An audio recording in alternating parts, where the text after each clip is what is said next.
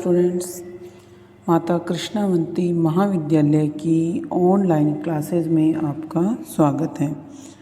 आज हम हिंदी साहित्य के अंतर्गत बीए प्रथम वर्ष के जो द्वितीय पेपर है प्रतिनिधि कहानी संग्रह में घिसटता कंबल कहानी का अध्ययन करेंगे। इस कहानी को जो लिखने वाले राइटर हैं उनका नाम है रांग्य राघव।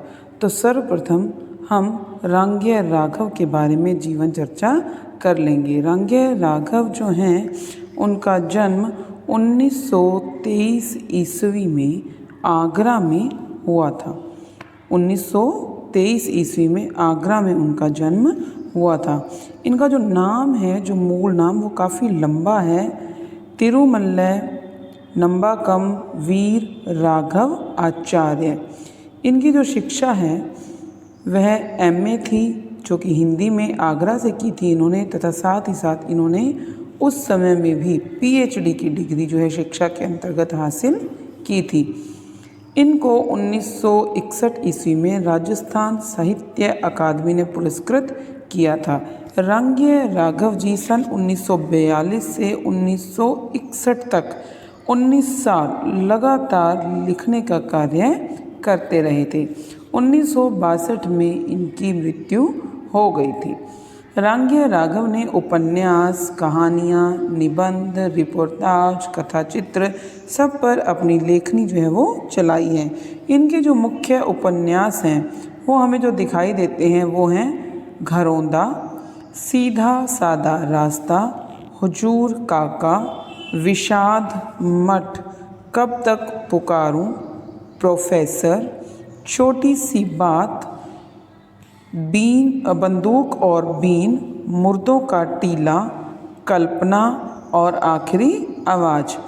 नेक्स्ट है इनके कुछ कहानी संग्रह जो हैं देवदासी, समुद्र के फेन, जीवन के दाने, अधूरी मूरत, इंसान पैदा हुआ। रांग्य राघव ने मुख्य जो स्वर अपनी कहानियों में उठाया है वो है वर्ग भेद से जो पीड़ित मानवता है, उनका जो दुख है उसको अपनी कहानियों में मुख्यतः इन्होंने स्थान दिया है। हमारे समाज में जो घिसी पिटी और जो समय के प्रतिकूल मान्यताएं चली आ रही हैं, जिनका इस समय में कोई अस्तित्व नहीं है, लेकिन फिर भी इंसान उन मान्यताओं को ढोता जा रहा है, तो उन प्रतिकूल मान्यताओं पर रांग्य राघव ने अपनी रचनाओं के द्वारा चोट की है। और इनकी कहानियों में, इनके उपन्यासों में हमें सांस्कृतिक चेतना, राष्ट्रीय भावना और समाजवादी विचारधारा भी दिखाई देती है। इनकी जो गणना है वो उत्तर प्रेमचंद काल के प्रमुख प्रगतिशील लेखकों में होती है, क्योंकि इन्होंने भी एक सामाजिक जो नागरिक होने का अच्छा कर्तव्य निभाया है। समाज में परिवर्तन लाने का प्रयास अपनी कहानियों के माध्यम से किया है। इनके जो अधिकांश उपन्यास हैं वो सामाजिक हैं और कुछ उपन्यास इनके ऐतिहासिक भी हैं। ये आप स्वतंत्र चिंतक के रूप में हमारे सामने आते हैं। तो ये है एक जीवन परिचय रांग्य राघव का।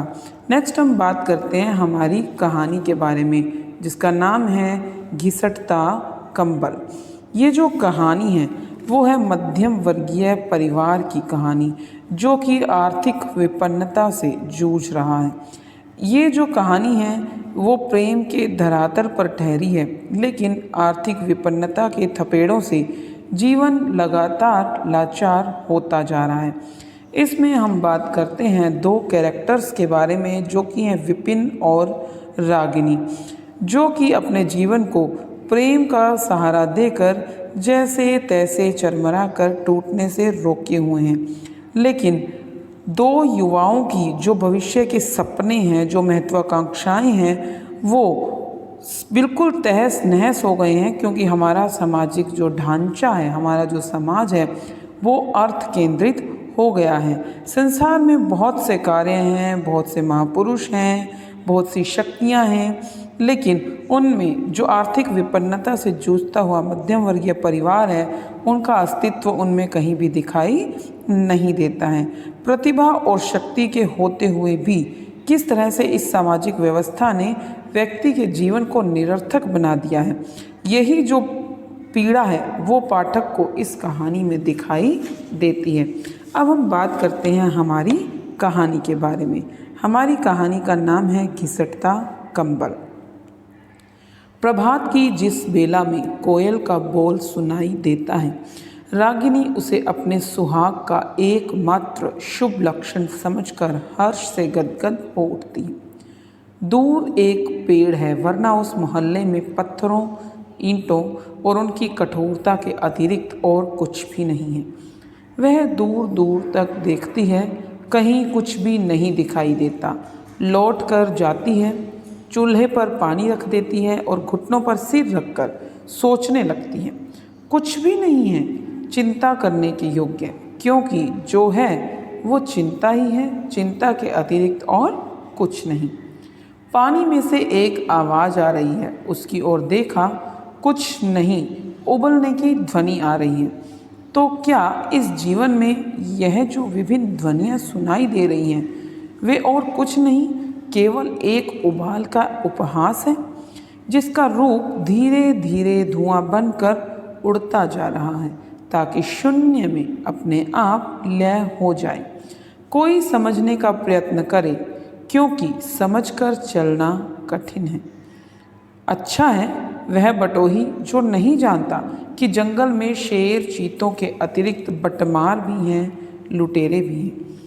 अब इस जो पैराग्राफ के अंतर्गत जो अध्ययन किया गया है पानी का, आवाज़ का, धुएं का, ये है एक मध्यम वर्गीय परिवार का जीवन, जिसको कि अपने जीवन में बहुत सारी महत्वाकांक्षाएं हैं, बहुत कुछ वो प्राप्त करता है, लेकिन जैसे हमारे जीवन में अलग अलग ध्वनियाँ, अलग अलग सपने हैं, वो है पानी के उन उबलने की आवाज़ों की तरह।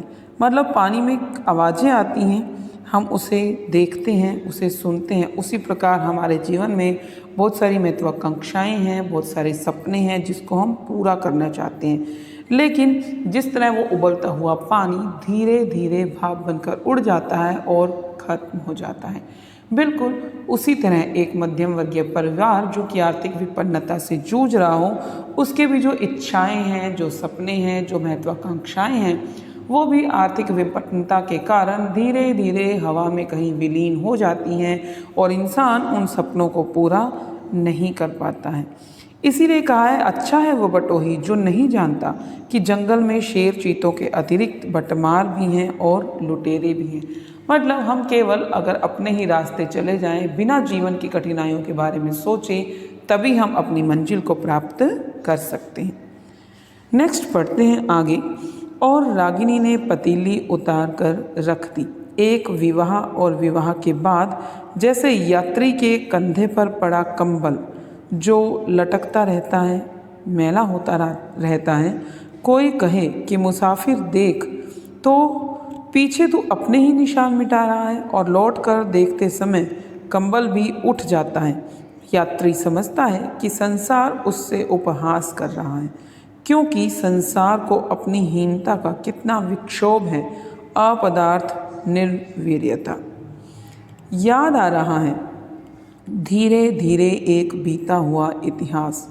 उसे इतिहास न कहकर विषाद की एक टेढ़ी मेढ़ी रेखा कहा जाए तो क्या अनुचित है। दाल भी कितनी खराब है, कमबख्त गलती ही नहीं। जाओ बाजार, बनिया कहेगा इससे सस्ती तो है ही नहीं। रागिनी झुंझला उठी। 1 घंटा तो होने को आया, कोई हद है।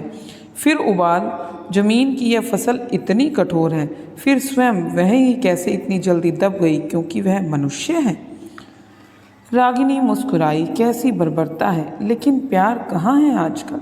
उफ, कैसी मिर्चों की झांस उठ रही है। 100 बार सोच चुकी हूँ कि जाकर पड़ोसी से कहूँ कि बहन एक घर में रहते हैं तो समझौता करके ही रहना होगा। नहीं भाती हमें तुम्हारी यह बात कि मिर्चें हवा के रुख में कूटने बैठ जाती हूँ। पड़ोसन बड़बड़ाती है, आजकल के स्कूलों की छोकरियाँ, जैसे परमात्मा ने इन्हें औरत क्या बनाया, दुनिया पर एक एहसान सा कर दिया। रागिनी का वह स्कूल का जीवन भी कितना भला था। वे मास्टरनियाँ कहाँ मिलेंगी अब तब वह प्रेम करना चाहती थी। हर महीने माया पढ़ती थी। पढ़ने को तो मन अब भी चाहता है, क्योंकि उसमें वह है जो वैसे नहीं होता, हो ही नहीं सकता। दाल तो नहीं ही गलेगी, दोपहर चढ़ जाएगी, दिन ढल जाएगा। विपिन ने प्रवेश किया, नहा धोकर पट्टे पर आसन ग्रहण किया और कहा, क्यों, खाना बन गया? बन कहाँ से गया? दाल तो ऐसी लाए हो जैसे भानुमती का पिटारा। इसके सीजने की बेला आए ना उसके ख़त्म होने की। माँ बाप से नहीं पटी है, तभी तो दोनों अलग रहते हैं। शहर में नौकरी लग गई है। ये वही कहानी है जो आज बरसों से होती चली आई है, क्योंकि दोनों एक दूसरे को चाहते हैं। रागिनी नहीं चाहती कि उसके पति पर सबका अधिकार हो। जो उसका स्वामी है वह उसकी दासी है, तो इसीलिए न कि अधिक से अधिक उसकी स्वामिनी भी हो सके। एक मुस्कान की कटार चमकती है, दूसरे की मुस्कान कटार बनकर उस स्नेह की मार को रोकती है। फिर दुधारा इधर भी काटता है उधर भी, और वह पैनी गरम गरम लोहे की टुकड़ी इधर भी उतरती है उधर भी। और वह अपनी परवशता की घृणा का प्यार है, जैसे बहेलिए से डरे हुए दो पक्षी एक दूसरे के पंखों में सिर छुपाकर गर्म होने का यत्न करते हैं। विपिन का स्वर भारी है, तो गोया दाल वाले को भी हमारा साला होना चाहिए। रागिनी चिढ़ गई। उसने कहा, जी हाँ, साला नहीं तो भाई होना ही चाहिए। एक तरेर रस्सी खिंच गई है, उस पर अभिमान नट बनकर अपना कौशल दिखाता हुआ चल रहा है, जैसे सैनिक शिक्षा पाते समय हाथों से पकड़कर झूलते हुए रस्सा थामकर नदी पार करते हैं। पति और पत्नी, दास और दासी, अभिमान और ऐंठन, अच्छी भाषा में देवता और पुजारिन, 1 रुपया और चवन्नी। मतलब ये है कि कुछ भी अगर हम प्राप्त करना चाहते हैं तो हमें मुसीबतों में भी साथ रहते हुए अपनी जो मंजिल है उसे प्राप्त करना पड़ेगा। जैसे पति और पत्नी हैं, दास और दासी हैं, अभिमान और ऐंठन है। ये कुछ ऐसे उदाहरण हैं जिनका आपस में जुड़ाव मशहूर है।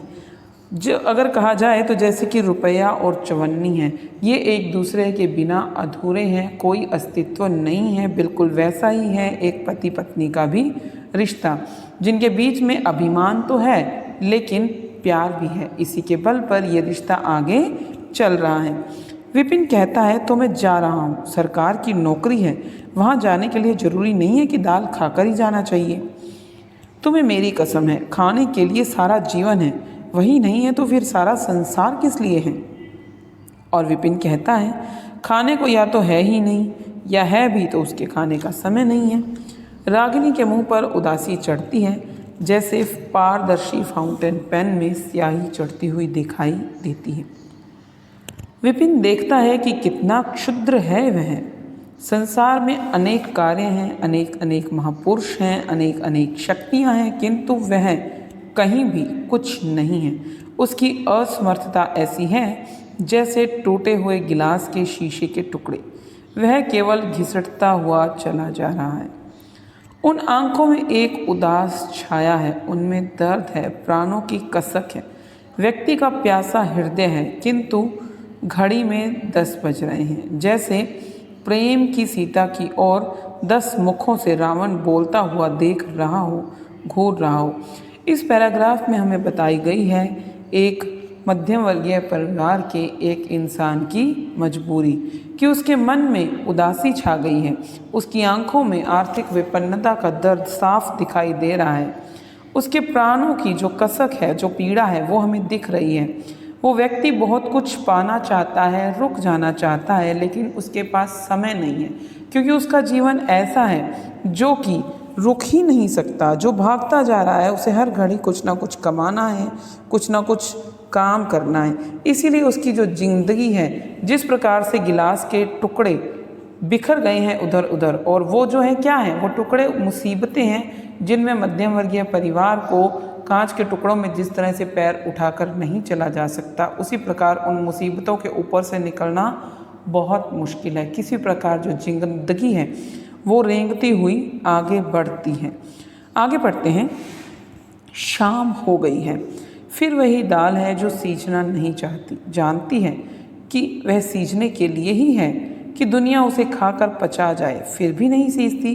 कैसी पथरीली जिद है। रागिनी फिर उठ गई, जाकर मुंह धोया, तौलिए से मुंह पोंछकर माथे में बिंदी लगाई। एक बार दर्पण में मुख देखा। यह कोई पद्मिनी का सा रूप नहीं, किंतु फिर भी इसमें वह कुछ तो है ही जो अपने मन के सूनेपन को अपने आप गुदगुदा दे, जिसे देखकर संसार कह सके इसे कुछ चाहिए, कुछ चाहिए। विपिन के सिर में दर्द है, वह लेटा हुआ है। रागिनी ने कमरे में जाकर धीरे से लालटेन जला दी। सिरहाने बैठकर सिर पर हाथ रखा। कुछ हल्का सा ज्वर था। गर्म शरीर अच्छा लगा। हाथ फिराकर कहा, क्यों, बदन गर्म है? कुछ हरारत लगती है। हाँ, आज कुछ ज़्यादा होगी।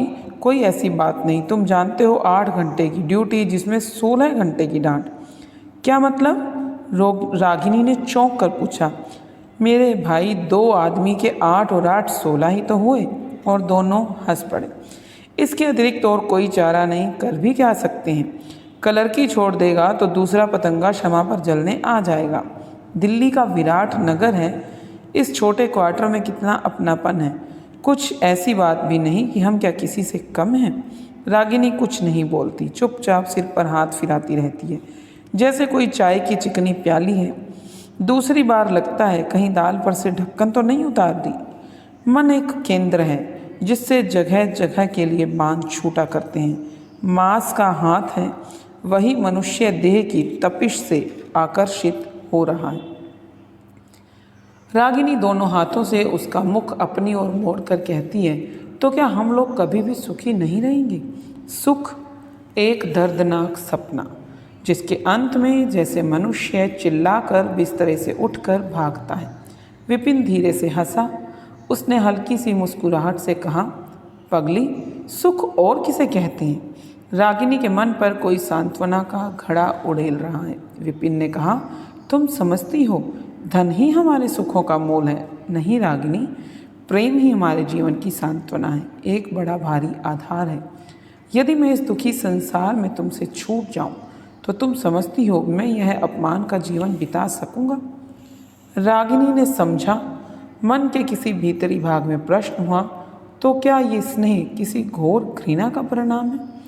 विपिन ने उसकी गोद में सिर रखकर कहा, रानी, डूबते को तिनके का सहारा चाहिए।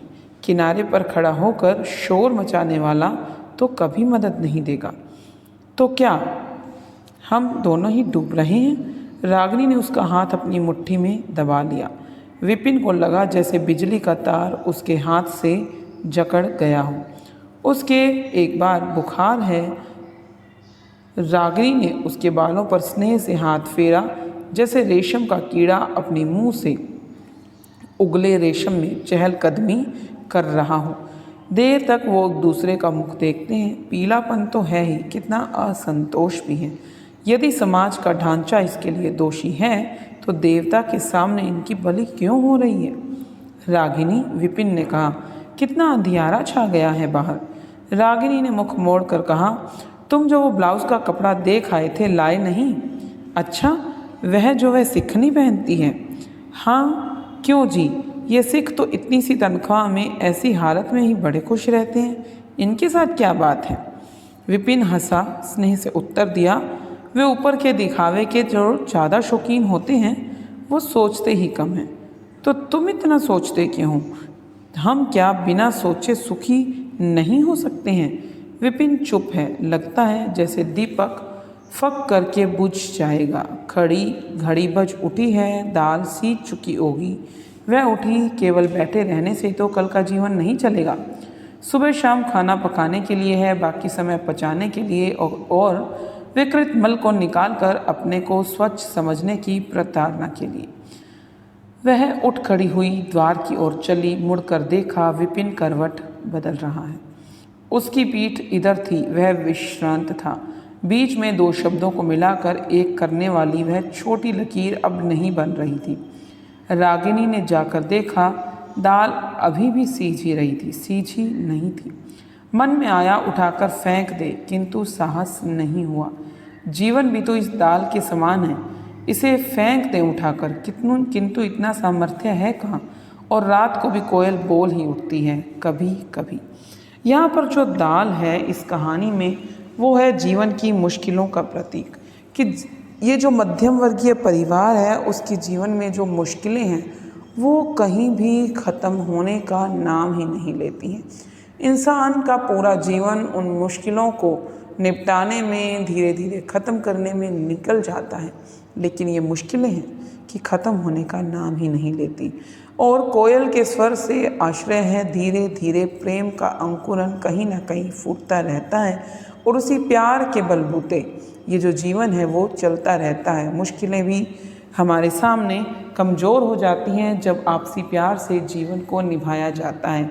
यही है मध्यम वर्गीय एक परिवार की कहानी, जो कि इस आर्थिक विपन्नता में केवल अपने प्यार से अपने जीवन की गाड़ी को सींचता हुआ चला जा रहा है।